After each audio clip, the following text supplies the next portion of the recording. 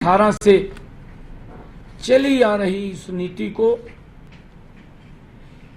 के ऊपर आज सुप्रीम कोर्ट का फैसला आया है। इस फैसले का हम सम्मान करते हैं। अगले 100 दिनों में, मैंने पिछले दिनों ये बात कही थी कि हम हरियाणा में 50,000 भर्तियां करेंगे। हम उन 50,000 भर्तियों का आने वाले समय में ये संकल्प लेते हैं कि हम उसको पूरा करेंगे। परंतु आपके माध्यम से आज मैं 5 बातें हरियाणा के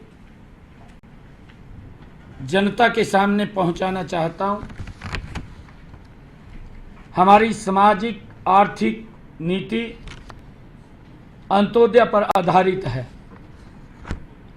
हम इस नीति पर अडिग थे, अडिग रहेंगे, अडिग हैं। जिन हजारों युवाओं ने आज इस नीति के बल पर हरियाणा सरकार में ज्वाइनिंग की है, किसी को भी निकलने नहीं दिया जाएगा। आज इस फैसले से सीईटी के एग्जाम पर कोई सवालिया निशान नहीं है। कांग्रेस के लोग इस फैसले पर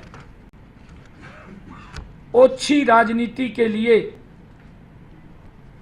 उल्टे सीधे बयानबाजी कर रहे हैं। वो झूठ फैलाने का काम कर रहे हैं, वो भ्रम फैलाने का काम कर रहे हैं। यदि कांग्रेस के लोगों को, इन गरीब विधवाओं, गरीब अनाथ बच्चों, बिना नौकरी वाले परिवारों, कच्चे कर्मचारियों, विमुक्त जातियों के युवाओं के खिलाफ हैं, विधानसभा में ला करके लेकर के आएंगे ताकि गरीब व्यक्ति के लिए, जो अंत्योदय की भावना से हमारी सरकार ने जो गरीब व्यक्ति को लाभ दिया है, हमारी सरकार मजबूती से उन गरीब लोगों के साथ खड़ी है। टस से मस नहीं होगी।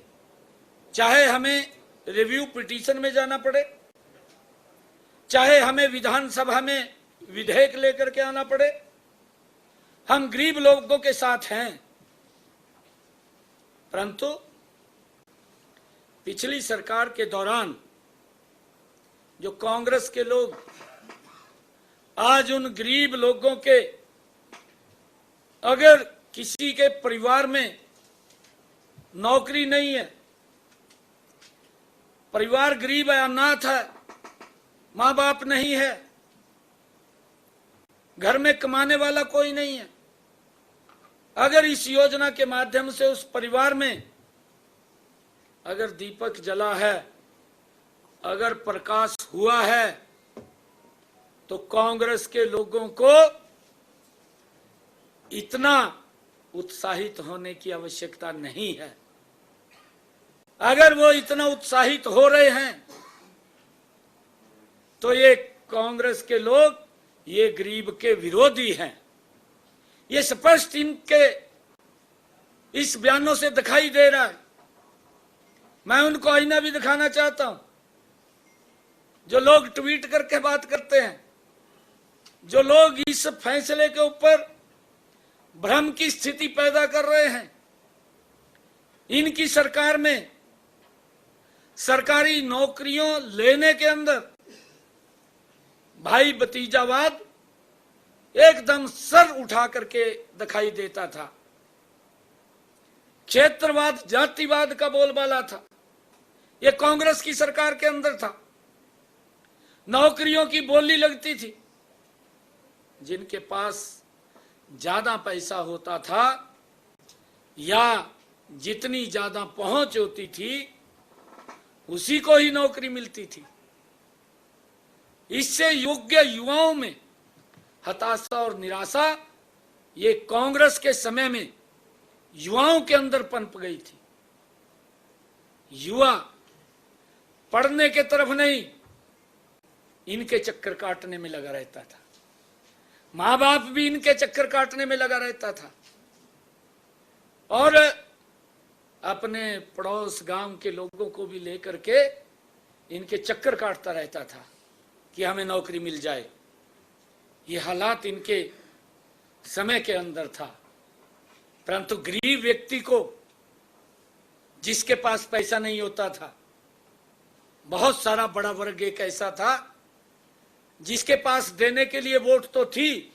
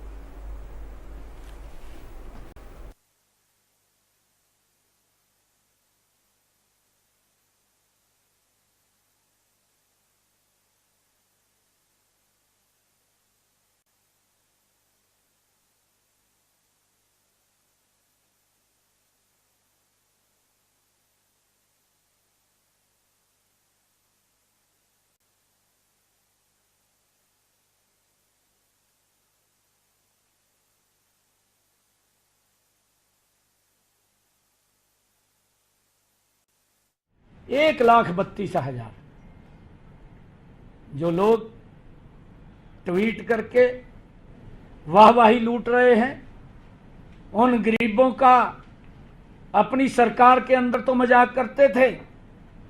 अगर हमने उनको कहीं गरीब व्यक्ति की हमारी सरकार ने चिंता की है, गरीब व्यक्ति के साथ हमारी सरकार खड़ी है, तो उसको लेकर के भी इनके पेट में दर्द हो रहा है। हमारे युवाओं में आज एक नई आशा और विश्वास का संचार हुआ है। वे नौकरी पाने के लिए किसी नेता की दहलीज के ऊपर हाथ नहीं फैलाना पड़ता। आज अपना स्वाभिमान से सर ऊंचा करके मेरा युवा आज हरियाणा सरकार की नौकरी ले रहा है। यह विश्वास जगाया है। पहले तो वो सिफारिश ढूंढते थे और आज लाइब्रेरी ढूंढते हैं। ये अंतर कांग्रेस की सरकार में और हमारी सरकार के अंदर आया है। और मैं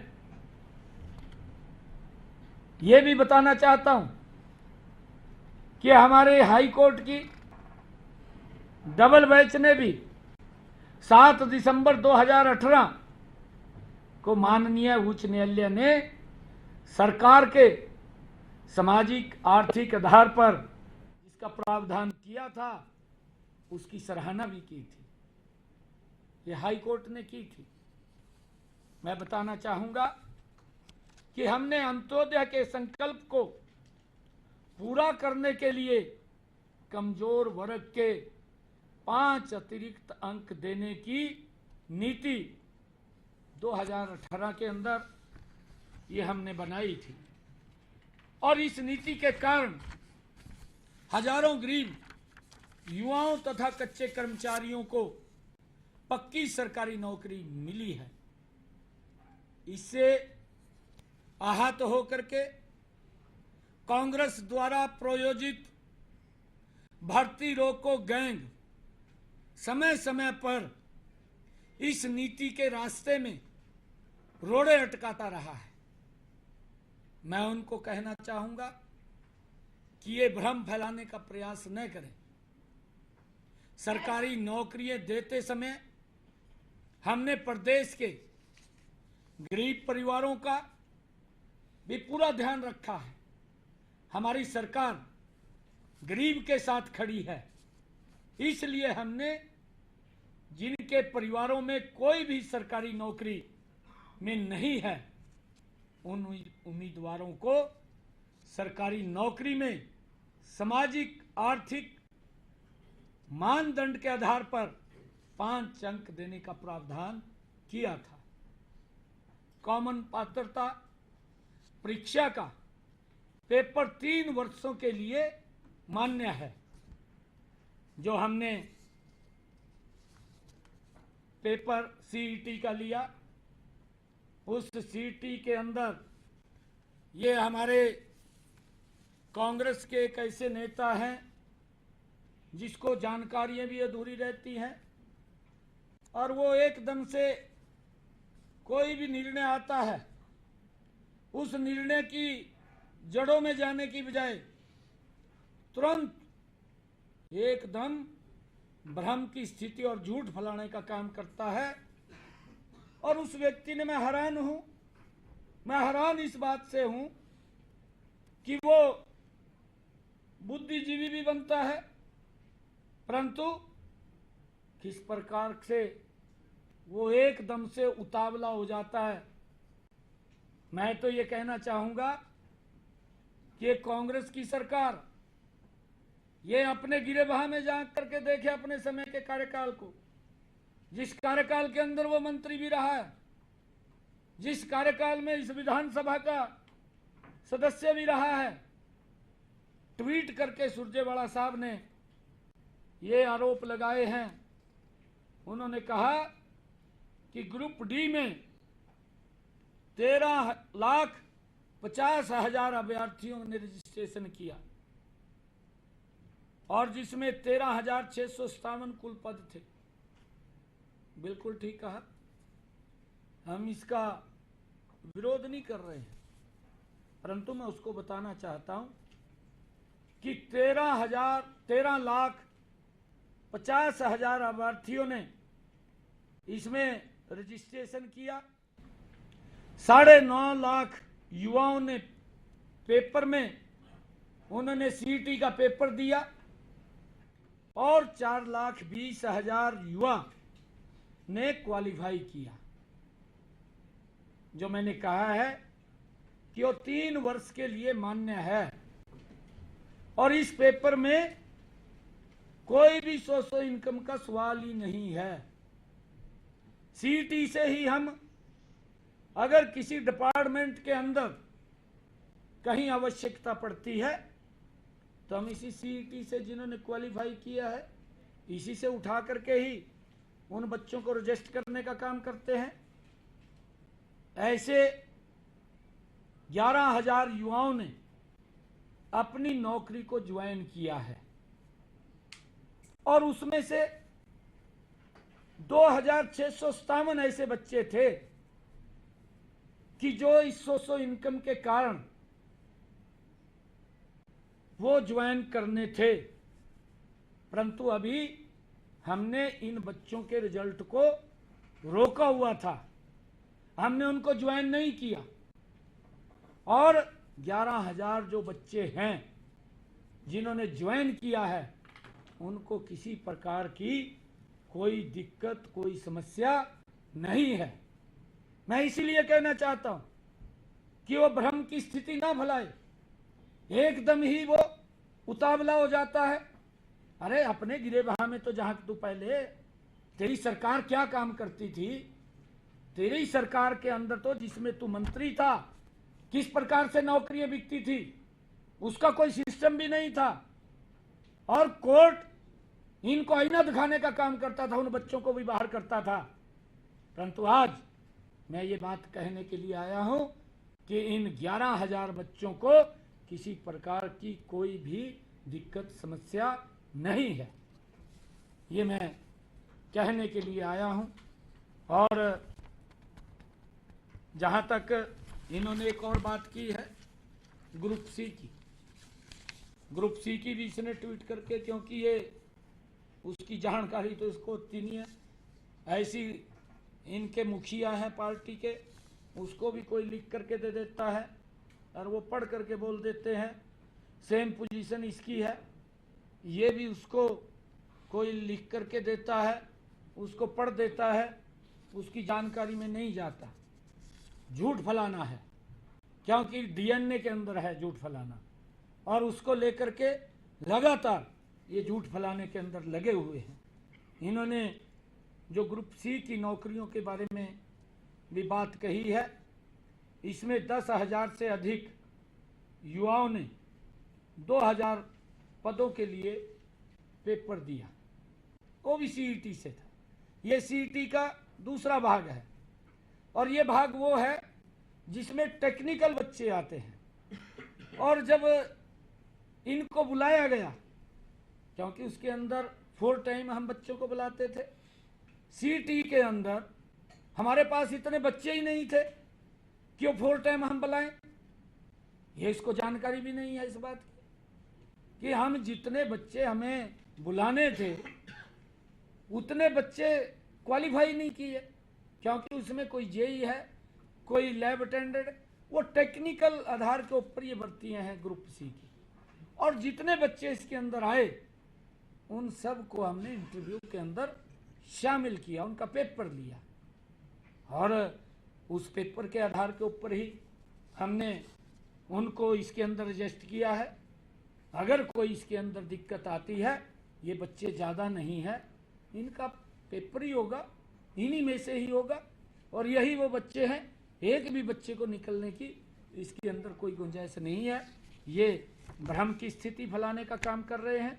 और मैं आज यही कहने के लिए आया हूँ कि ये लोग अपने गिरे बहा में झांक करके नहीं देखते।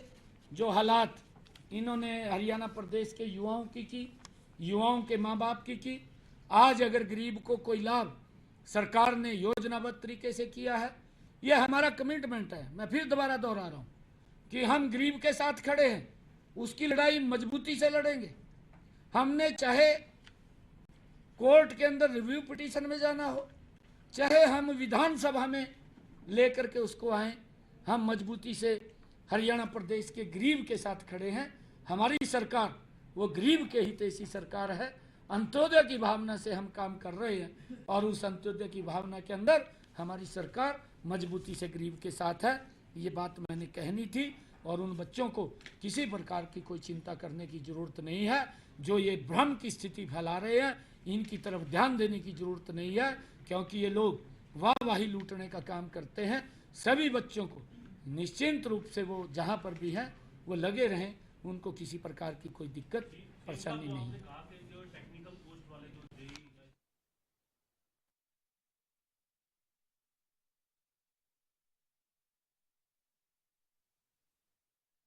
मुख्यमंत्री नायब सैनी को आप पार्टी पर निशाना साधा। कांग्रेस सरकार में क्षेत्रवाद का बोलबाला था, ये कहना है मुख्यमंत्री का, और इनकी सरकार में नौकरियों की बोली लगती थी।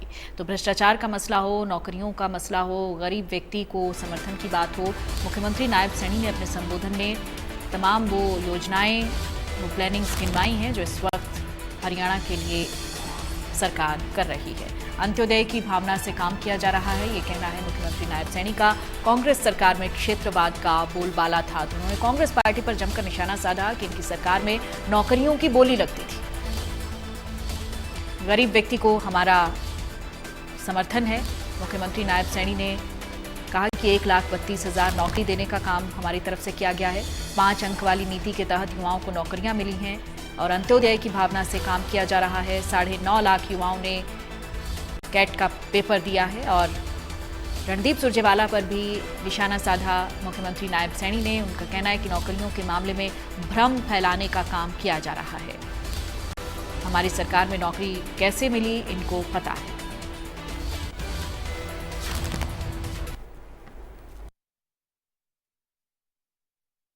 कहा है कि जो टीजीटी के है उसका रिजल्ट रुका हुआ, और ये रिजल्ट इसी कारण से रुका था कि जो भर्ती रोको गैंग है ये कोर्ट के अंदर गया, और ये कांग्रेस द्वारा प्रायोजित है।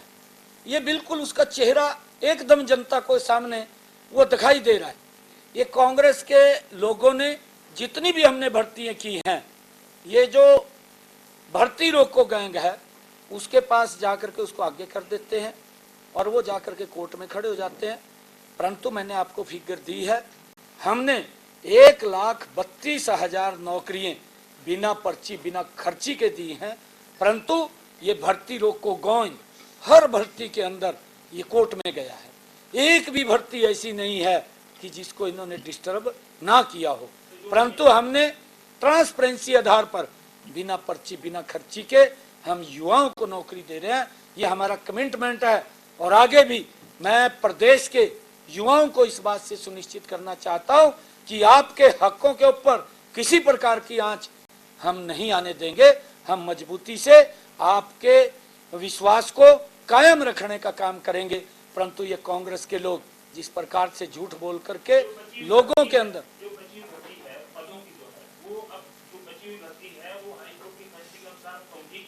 बिल्कुल मैंने कहा है ना 50,000 भर्ती है विद इन एक हफ्ते के अंदर जहां जहां भी विभागों के अंदर हैं जो प्रक्रिया चलेगी।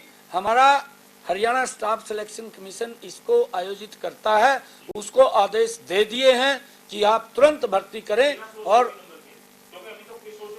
उसकी हम लड़ाई लड़ेंगे। देखिए ये भर्ती रोको गैंग, मैं आप फिर ये बात कह रहा हूं कि उन गरीबों के साथ कुठाराघात करने का काम ये कांग्रेस ने किया है, कांग्रेस के नेताओं ने किया है।